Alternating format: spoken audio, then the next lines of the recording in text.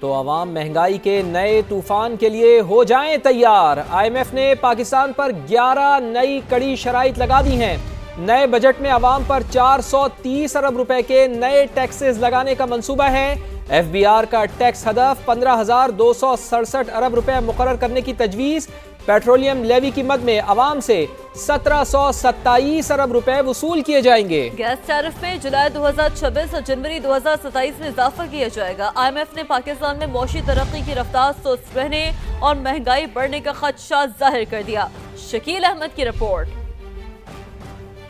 نئے مالی سال کا بجٹ عوام کے لیے مزید بوجھ لے کر آئے گا۔ ٹیکسز اور نان ٹیکس ریونیو سے بھرپور ایک لوڈڈ بجٹ پیش کرنے کی تیاری مکمل۔ ٹیکس اور نان ٹیکس آمدن کی مد میں 18,035 ارب روپے جمع کیے جائیں گے۔ 430 ارب روپے کے نئے ٹیکس شامل ہوں گے۔ IMF کی رپورٹ کے مطابق FBR کا ٹیکس ہدف 15,267 ارب روپے جبکہ نان ٹیکس ریونیو کا ہدف 2,768 ارب روپے رکھا گیا ہے۔ صرف پیٹرولیم لیوی سے ہی 1727 ارب روپے وصول کرنے کا پلان ہے۔ آئندہ مالی سال قرضوں پر سود کی ادائیگی کے لیے 7,824 ارب روپے مختص جبکہ ترقیاتی منصوبوں کے لیے صرف 986 ارب روپے رکھے گئے ہیں۔ IMF نے نیب سمیت ادارہ جاتی اصلاحات پر زور دیتے ہوئے مزید 11 نئی شرائط عائد کر دیں جس کے بعد پروگرام کی مجموعی شرائط کی تعداد 55 ہو گئی۔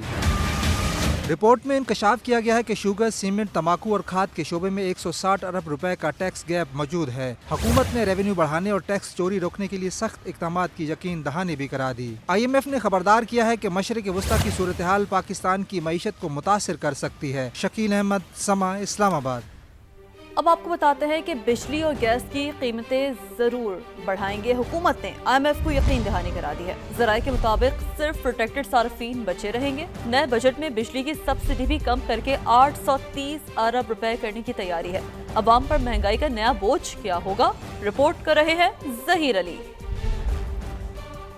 پاک IMF بجٹ مذاکرات جاری۔ عوام پر نیا بجلی گیس مہنگائی بم گرانے کی تیاری۔ حکومت نے عالمی مالیاتی ادارے کو یقین دلا دیا۔ جنوری 2027 سے پروٹیکٹڈ صارفین کے علاوہ دیگر تمام صارفین کے لیے بجلی گیس کے نرخ مزید بڑھیں گے۔ ذرائع کے مطابق سہ ماہی ٹیرف ایڈجسٹمنٹس اور ماہانہ فیول چارجز ایڈجسٹمنٹس بھی بروقت نافذ رہیں گی۔ عالمی توانائی قیمتوں کا مکمل بوجھ صارفین تک منتقل کرنے اور پیٹرول، بجلی، گیس ٹیرف میں باقاعدہ ایڈجسٹمنٹ کے ذریعے لاگت کی مکمل وصولی کا سلسلہ برقرار رہے گا۔ کمزور اور کم آمدن طبقے کے لیے ٹارگیٹڈ سبسڈی جاری رکھی جائے گی۔ حکومتی معاشی ٹیم نے بتایا جنوری 2027 سے بجلی کے بنیادی ٹیرف میں اضافہ مکمل نافذ کیا جائے گا۔ ٹارگیٹڈ سبسڈی 830 ارب روپے تک محدود رکھنے کا ہدف ہے۔ حکام کے مطابق IPPs جرمانہ ادائیگیوں کے تصفیے کو حتمی شکل دی جا رہی ہے۔ مسابقتی بجلی مارکیٹ کے قیام کے لیے پیش رفت بھی جاری۔ آڈٹ شدہ گیس گردشی قرض کا جامع ڈیٹا تیار کر لیا گیا۔ بجلی کی طرح گیس سیکٹر کا گردشی قرض سہ ماہی بنیادوں پر پبلک کیا جائے گا۔ IMF وفد کو ڈسکوز کی نجکاری کے شیڈول سے آگاہ کیا گیا۔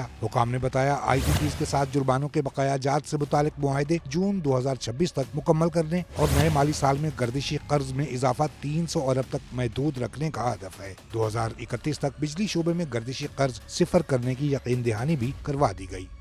آبنائے ہرمز کھلی رہنی چاہیے۔ چینی صدر سے ایران تنازع ختم کرنے پر بات ہوئی ہے۔ ایران کے معاملے پر چین اور امریکہ کا موقف ایک ہے۔ امریکی صدر کی وطن روانگی سے پہلے چینی ہم منصب کے ساتھ ناشتے پر گفتگو۔ کہا ایران کے معاملے پر وہ مسائل حل کیے جو دوسرے نہیں کر سکتے تھے۔ صدر ڈونلڈ ٹرمپ کا کہنا تھا کہ ایران کو جوہری ہتھیار نہیں بنانے چاہیے۔ صدر شی جن پنگ نے یقین دہانی کرائی ہے کہ چین ایران کو جنگی ساز و سامان فراہم نہیں کرے گا۔ صدر ڈونلڈ ٹرمپ نے کہا چین کا دورہ بہت اچھا رہا، شاندار تجارتی معاہدے طے پائے ہیں۔ صدر ڈونلڈ ٹرمپ چین کا 3 روزہ تاریخی دورہ مکمل کر کے وطن واپس روانہ ہو گئے ہیں۔ روانگی سے پہلے ان کا کیا کہنا تھا، آئیے آپ کو سنواتے ہیں۔ An incredible visit. I think a lot of good has come of it. We've made some fantastic trade deals. We did discuss Iran. We feel very similar to Iran. We want that to end. We don't want them to have a nuclear weapon. We want the straits open. صدر Trump سے الوداعی ملاقات میں چینی ہم منصب شی جن پنگ نے کہا ہم نے دونوں ممالک کے درمیان ایک نیا تعلق قائم کیا۔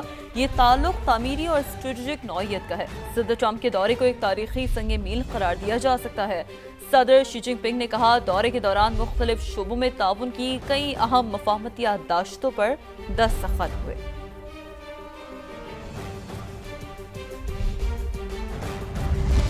پاکستان اور چین کے درمیان تاریخی تعلقات قائم ہیں، رواں ماہ کے آخر میں اپنے دورہ چین کا منتظر ہوں۔ وزیر اعظم میاں شہباز شریف کی چین کے کاروباری وفد سے ملاقات۔ IBI گروپ کے Pakistan digital economy headquarters قائم کرنے کے فیصلے کی تعریف۔ کہا صدر شی جن پنگ کی مدبرانہ قیادت میں چین نے شاندار ترقی کی۔ IBI ڈیجیٹل معیشت میں تعاون، سرمایہ کاری اور صنعتی اشتراک کو فروغ دے گا۔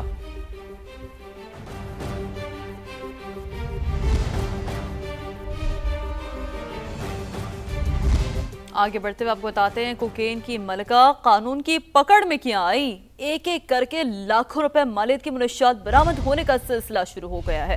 انمول پنکی کی نشاندہی پر اس کے گھر کے باتھ روم سے بھی کوکین برآمد کر لی گئی ہے۔ ملزمان کے خلاف منشیات ایکٹ کے تحت مقدمہ درج کر لیا گیا ہے۔ منشیات کی رقم وصول کرنے والے 2 ملزمان بھی پکڑے گئے ہیں۔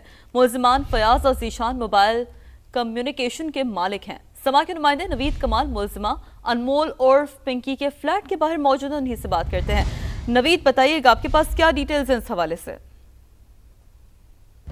جی موجود ہیں ابوالحسن ثوانی پر A1 کمپلیکس میں C1 فلیٹ ہے، جہاں پر پنکی کی نشاندہی پر ساؤتھ پولیس نے سچل پولیس کی مدد سے چھاپا مارا۔ یہاں سے جو ہے تقریباً 65 سے 70 لاکھ روپے مالیت کی جو کوکین ہے وہ برآمد کی گئی، جو واش روم کے فلیش میں چھپائی گئی تھی، جس کا جو وزن ہے تقریباً 228 گرام سے کچھ زیادہ ہے۔ اسے پولیس نے تحویل میں لیا گیا ہے۔ اگر بات کریں پنکی کی تو یہ اس کی ابتدائی رہائش گاہ بھی ہے، یہاں پر وہ کئی سال مقیم رہی اور یہ فلیٹ بھی جو ہے اس کی آج بھی ملکیت بتایا جاتا ہے۔ جو پڑوس میں رہنے والے لوگ ہیں ان کا یہ کہنا ہے کہ 2 سال سے وہ رہ رہے ہیں لیکن کسی کو یہاں آتے جاتے نہیں دیکھا۔ اگر بات کریں پنکی کی تو جو منشیات کی رقم کا وہ لین دین کرتی تھی، یہیں سے متصل شاپر پلازا ہے جہاں پر فیاض کمیونیکیشن تھا، وہاں ذیشان خٹک کے اکاؤنٹ میں جو یہ رقم آتی تھی جسے وہ وصول کرتی تھی۔ جی نوید بہت شکریہ آپ کا۔ انمول عرف پنکی کے انکشافات کے بعد پنجاب کے منشیات نیٹ ورک میں بھی ہلچل مچ گئی ہے۔ پولیس ذرائع کے مطابق لاہور پولیس نے کراچی پولیس سے رابطہ کر کے پنجاب بھر کے مبینہ ڈرگ ڈیلرز کی فہرست اور انمول عرف پنکی کے بیانات طلب کر لیے ہیں۔ مزید جان لیتے ہیں، سماجی نمائندے جہانگیر خان ہمارے ساتھ موجود ہیں۔ جہانگیر، پنجاب میں بھی ڈرگ ڈیلرز کی شامت آ گئی ہے اب؟ جی فواد، بالکل۔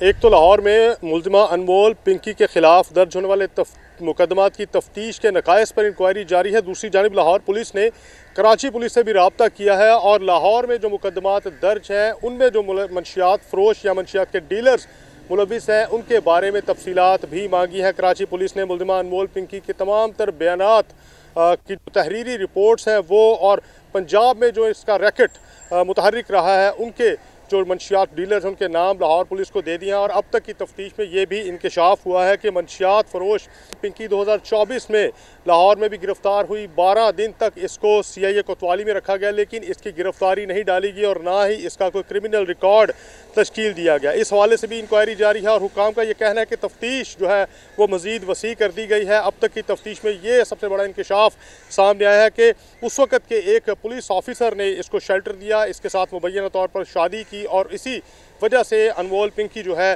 پولیس کی مزید کارروائی سے یا کرمنل ریکارڈ میں آنے سے بچتی رہی۔ لاہور کے کچھ فارم ہاؤسز پر بھی ملزمہ انمول پنکیز پارٹیز ارینج کرتی رہی جس میں منشیات کے عادی امیر زادے شرکت کرتے رہے۔